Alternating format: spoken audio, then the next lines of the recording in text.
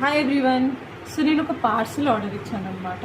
కానీ దీనిలో ఏముందో నాకు కూడా తెలియదు. నా ఫోన్కి కూడా మెసేజ్ రాలేదు, ఎందుకంటే నా వాట్సాప్ నెంబర్ చేంజ్ అయింది కాబట్టి. సో నేను పేమెంట్ మాత్రం 111 రూపీస్ చేశాను.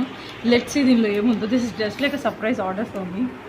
ఏదో ఆర్డర్ పెట్టుకుంటూ ఉంటాము, ఏదో అంత తర్వాత ఏమి ఇచ్చామో గుర్తు కూడా ఉంటుంది.